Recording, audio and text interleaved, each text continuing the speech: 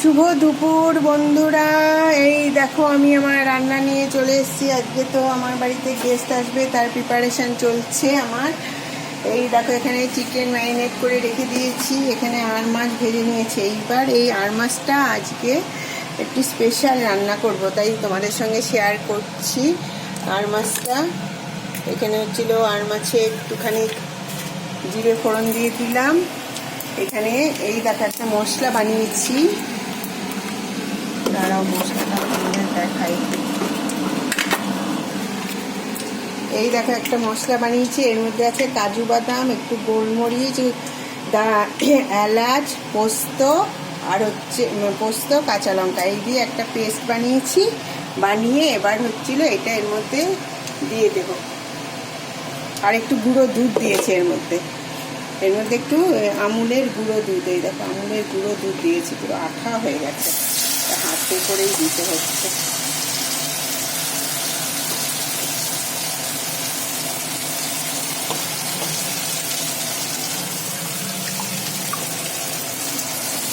এটাকে এবার ভালো করে কষাবো। এর মধ্যে একটু নুন দিয়ে দিই, এই যে 1 চামচ নুন দিয়ে দিলাম। একটু লঙ্কার গুঁড়ো অল্প একটু দেবো। হলুদটা দেবো না, হলুদ না দিলেও ভালো।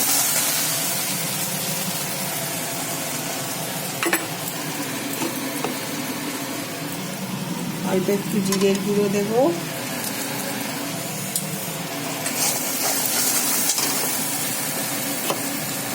আজকে হচ্ছে আড় মাছের, এটা ছিল স্পেশাল একটা ডিশ বানাচ্ছি, ট্রাই করলাম। এটা মেহমান জানি না কেমন হবে, তো যখন দেখতে করি এবার, তারপরে দেখা যাক কী হয়।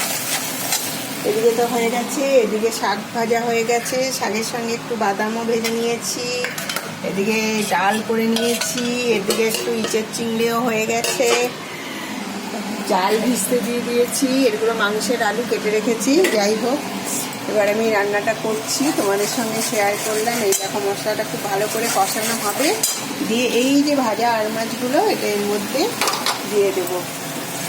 এই হচ্ছে আজকে আমার গেস্ট আসবে তাদের জন্য লাঞ্চের মেনু। আড় মাছটা একটু নতুনত্ব করলাম, একটু চেষ্টা করলাম কেমন হবে, এখন জানি না খেতে। ঠিক আছে, আমি ট্রাই করছি। ওকে বন্ধুরা, সবাই ভালো থেকো, আমার সাথে থেকো, আমার চ্যানেল সাবস্ক্রাইব করো। বাই।